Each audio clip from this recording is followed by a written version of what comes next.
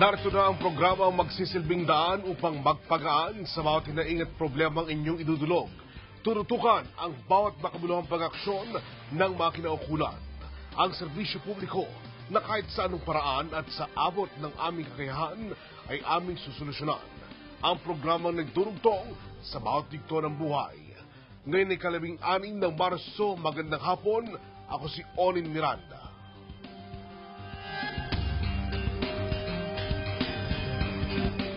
Hindi na mahirap para sa ating mga kababayan na nasa ibang bansa ang makapagpadala sa kanilang mga kaanak na nandito sa Pilipinas sa tulong na rin ng mga makabagong pamamaraan. Ang isa nga dito ay ang pagpapadala sa pamamagitan ng Balikbayan Box.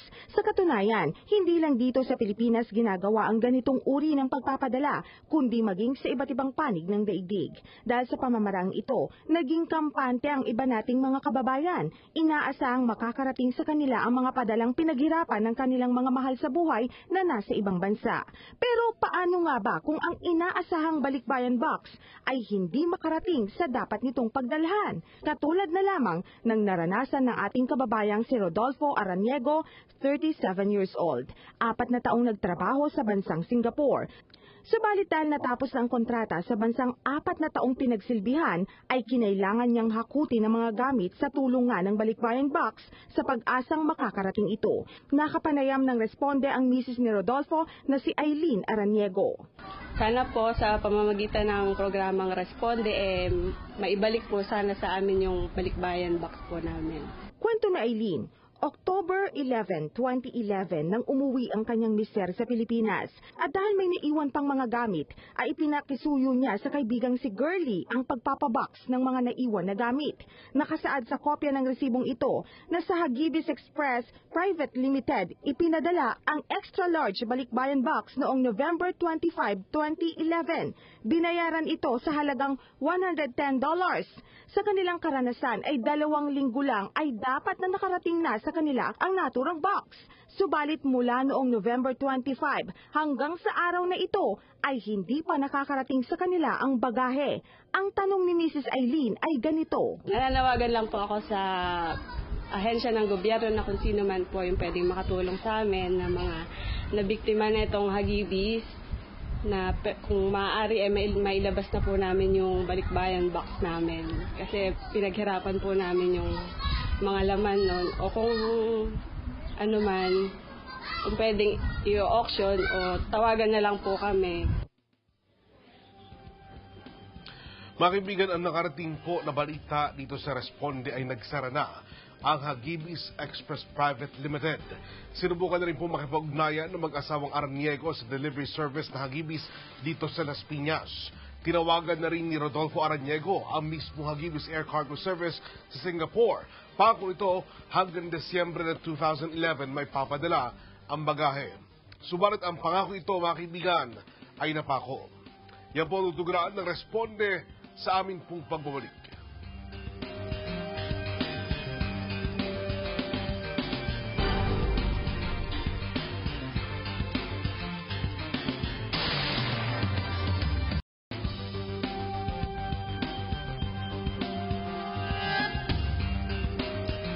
Mga kaibigan, nasa linya po ng ating komunikasyon, si Ginang Aileen Araniego ang lumapit po sa atin tungkol sa problema nilang mag-asawa sa Balikbayan Box na hanggang ngayon po, hindi pa rin dumarating sa kanila. Magandang hapon sa iyo, Aileen. Hello po, magandang hapon po. Opo. Magkano ho ba ang kabuang halaga ng inyong pong Balikbayan Box? Mga nasa 25,000 po pataas. 25,000 pesos?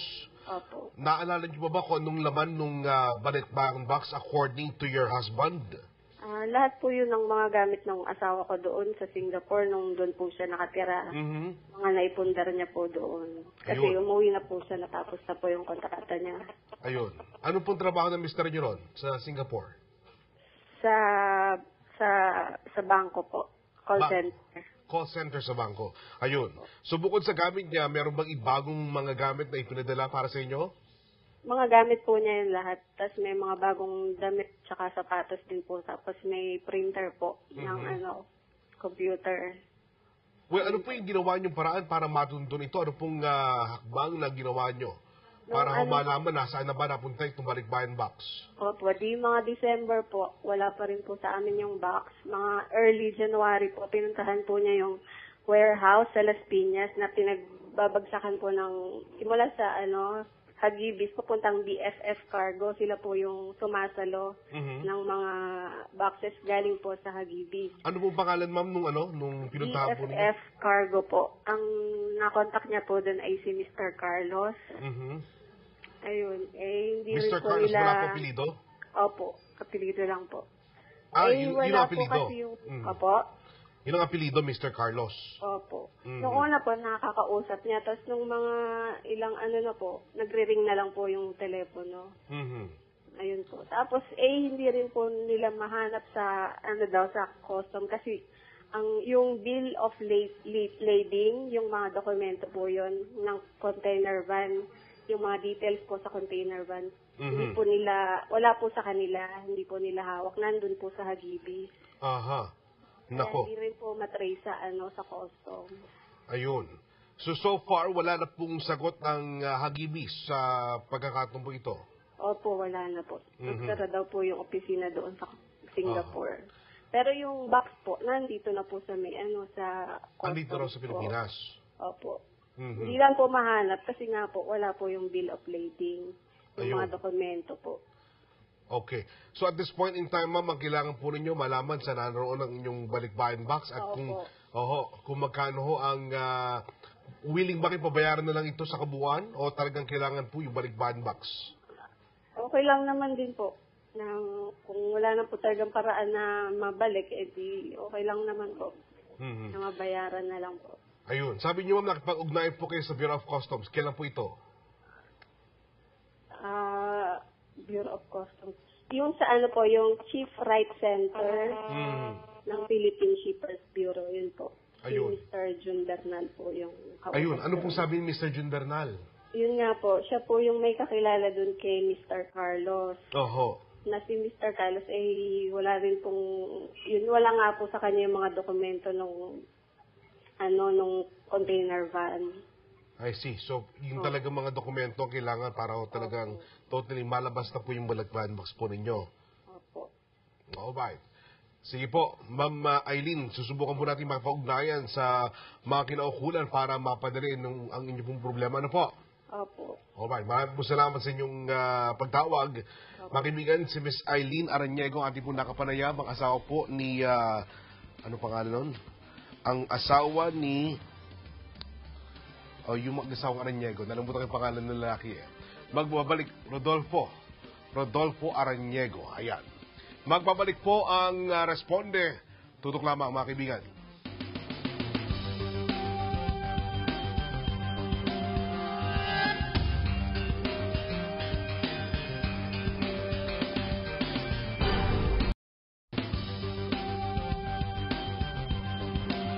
Para bigyan solusyon, mga kaibigan, ang kaso na nawawalang balikbayan box, makapanayam natin si Miss Maria Teresita Juliet Malco, ang Acting Chief ng Entry Processing Unit, Informal Entry Division ng Bureau of Customs.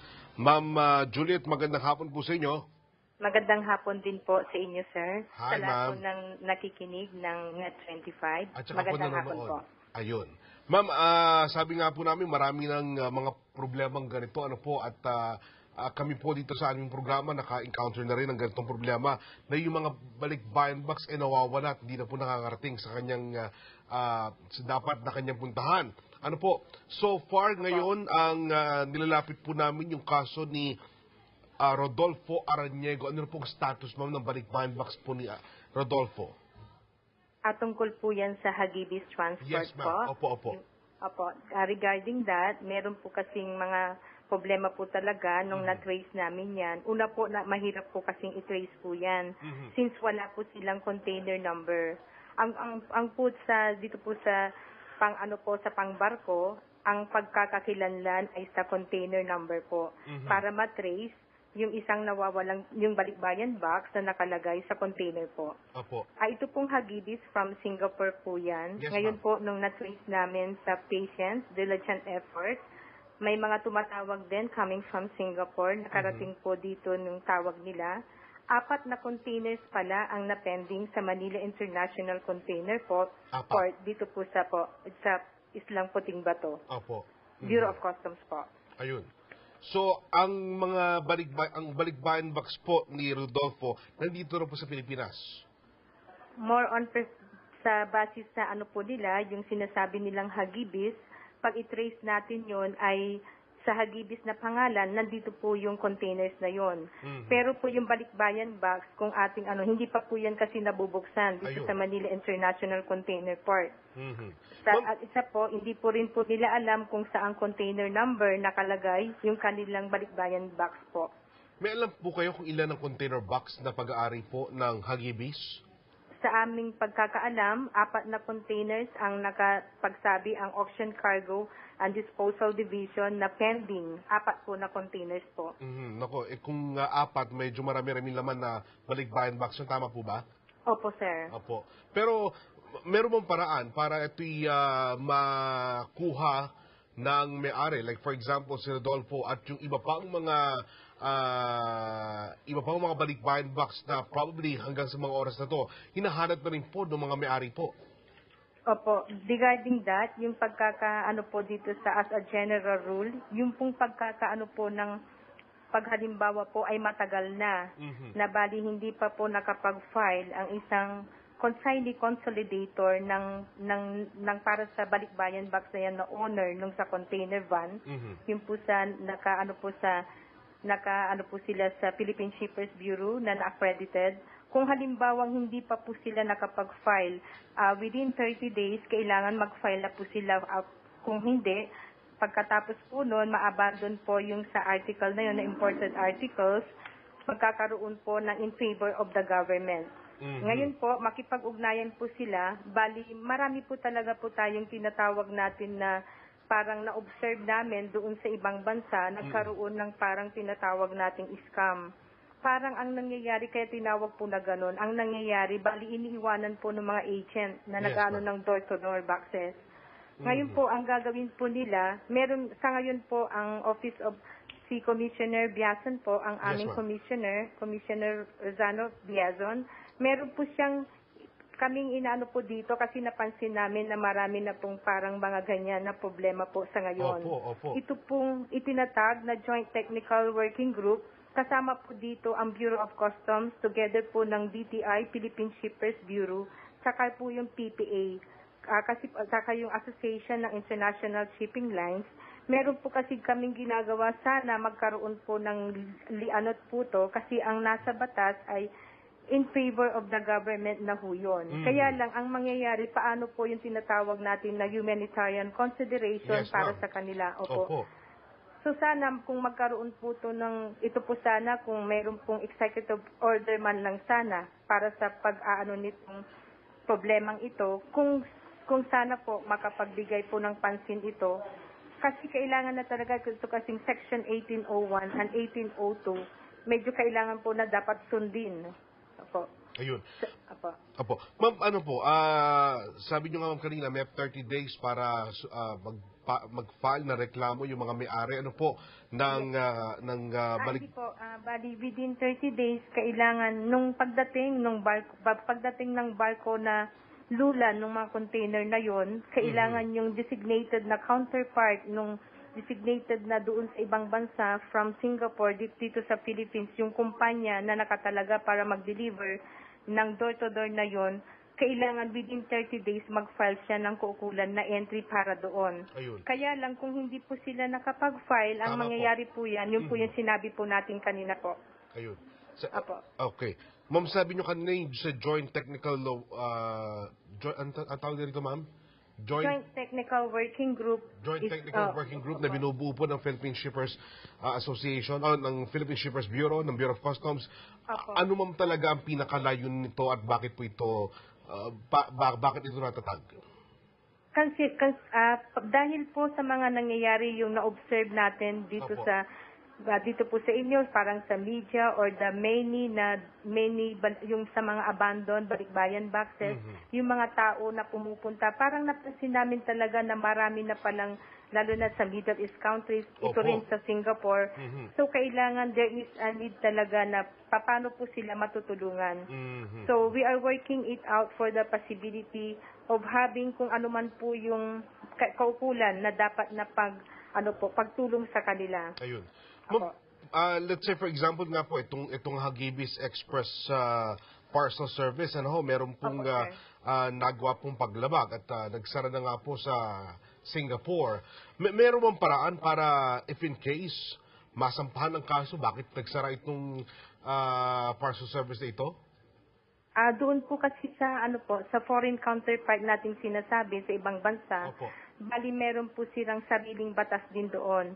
Dito po sa atin, kung halimbawang i-apply natin yon, ano po ba yung sa regulation, siguro makakatulong po dyan yung Philippine Embassy natin kung ano man yung maibibigay na tulong para dito. Kasi it concerns yung sa Hagibis na yan ay nasa ibang bansa. Opo.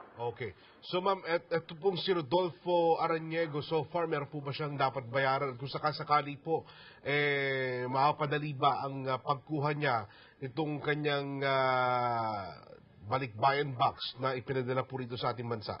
Sa ngayon po, kung ating susundin itong batas, ang mangyayari po niyan ay under the rule of law.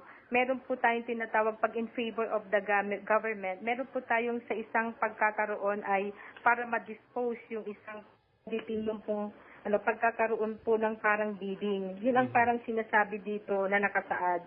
Kaya nga po, ang ginagawa namin dito sa executive order, sana magampanan ito, yung possibility kung paano yun na sana magkaroon nito, yung sinasabing pansamantala itong sa executive order na ito, sana magkaroon, sana for the possibility of having an executive order pertaining to the para sa eventual release nitong mga abandoned balikbayan boxes para maagapan itong sinasabing yung nasa batas na yung pinaka po talaga ay for the bidding procedure po. Yun po yung mangyayari na tuwing Saturday ang mangyayari niyan pag talagang yun po yung nakasaad, magkakaroon po sila, pupunta po sila sa Bureau of Customs, meron pong sinasabing meron po silang para sa kasi meron po tayong tinatawag na under the Commission on Audit kung sa proceeds po noon ng sa pagbidding po. Yun po yung kaukulan na halagang iyaano po nila. Depende po yun sa Parang ibig sabihin parang dito ba parang nagkakaroon ng mga scam? Parang iba-iba kasi iba yung mga dahilan po bakit po nagkakaroon ng mga gamit na sinasabi nga pong at this point in time ay illegal. Balagay po rin yung mga okay dito nagbumula.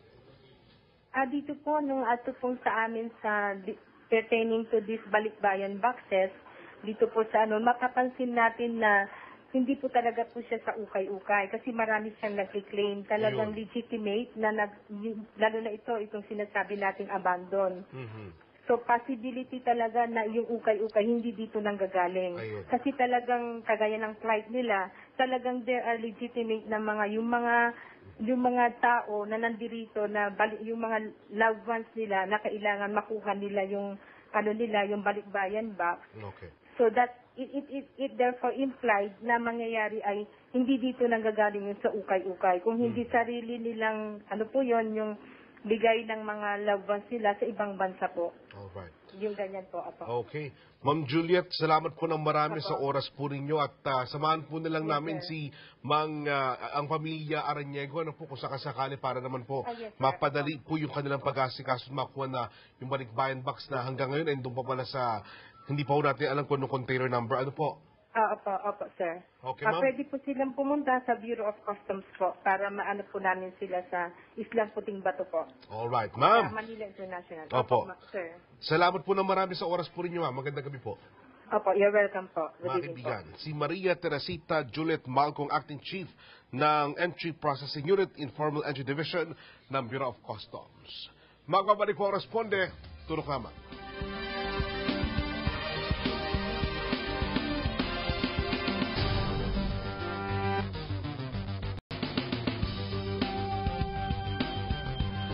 Mga kaibigan, isa pa rin po sa mga kababayan natin at tumawag ngayon lamang dahil nagkaproblema rin po sa Hagibis Express Private Limited. Narito sa ating linya ng komunikasyon si Geraldine Samson. Geraldine, magandang hapon. Good evening po. Opo, ano pong nangyari? Problema nyo rin ba ang Hagibis? Oo, kasi ho yung nangyari, actually yung brother ko po sa Singapore nagpadala nito. Singapore TV po din? ito. Oho. Sa Hagibis din po. Tapos, na-pick up ho ito sa kanila nung November 28 pa. Dalawa ho tong package na to. Yung isa natanggap, yung isa hindi. Tapos ngayon, papa. Magkano sa kabuuan yung palagay nyo yung nilalaman nung isang package na dapat po sa inyo? Ay, ano ho to, TV ho to. Tapos yung brother ko ho kasi works for a clothing company, shoe company actually, sa US. Ngayon, may mga, sabi po niya, siningitan niya ng mga rubber shoes, damit, yung TV na brand new. Naku. It's supposed to be Christmas gift na pag-uwi nila nung previous Christmas. Yun ho. Marso na po ngayon, summer na. Hindi na po... hindi na holiday gift yung TV pa. Hindi nga ho eh. Tapos ang nakakatuwa pa ho doon, nag-file na ho nga ng case yung brother ko sa yung sister-in-law ko sa Singapore versus Hagibis. Kaya lang ho, yung kapatid ko, nag-move na po sila, na-transfer na po siya sa US. Kaya wala na ho nagpa-follow up ng case. Ngayon naman ho ako, tumawag ako sa Hagibis dito sa Philippines. Nakausap ko ako, ang pangalan niya si Bong, siya daw po yung caretaker nung kanilang taguan ng mga gamit dito, ng mga boxes. Wala akong ginawa kundi pagmumurahin ako sa telepono. In English pa ho, Yun ho yung nakakatuwa. Tapos, hindi naman ho ako, tinatanong ko paano ba mag-file ng insurance claim, ayaw din akong turuan. At ang sabi sa akin, hanapin ko na lang daw po kung sino yung may-ari ng Hagibis kasi siya, hindi naman daw po siya nasisweldohan ng Hagibis. Ayun. Ma'am Geraldine, ganito na lang po sapagkat medyo kulangin po tayo sa panahon. Mangyari lamang po na huwag niyo ibababa yung linya ng komunikasyon at so far at this point, at least nalaman natin na meron pa palang iba pang mga reklamo laban po sa Hagibis na ang reklamo ito mula po sa inyo at sa inyo pong kapatid. Ano po? Opo, salamat po. Maraming salamat. Saan po matulungan niyo kami? Sige po mga kaibigan, yan po si Geraldine Samson at sisikapin po natin ng responde na masolusyonan ang inyong problema. Muli po mga kaibigan, muli kaming humingi ng tulong para kay Baby Sam. Ito ang yung baby na may congenital heart disease na nangangailangan maoperahan at sa darating na Mayo mga kaibigan ay inihanda na po ang kanyang pag-opera.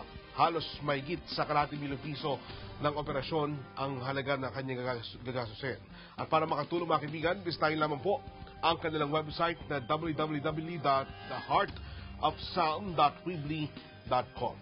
Sa mga nais naman makapag-ugnayan sa Responde Tugon Aksyon ngayon, maaari nyo kami tawagan 491-7844 at 491-7845. Maaari nyo rin kami i-text sa 0932-525-0268. Maaari nyo kami masindan sa aming Facebook account. Hanapin lamang sa Salitang Responde o mag-email sa responde.ebc@gmail.com. Ito po, bago lamang po, pwede na rin po sa snail mail sa address na Maligaya Building 2887, EDSA, Quezon City. Ang Responde po mapapanood nyo tuwing Lunes, Miyerkules at Biyernes alas 5:30 ng hapon hanggang alas 6 ng gabi. Ang Responde po hatid ng News and Current Affairs team ng Net25. Ako si Oren Miranda. Ang publiko po hindi pinaghihintay, yan ang aming paniwala kaya kami narito upang maging madali ang tugon, aksyon.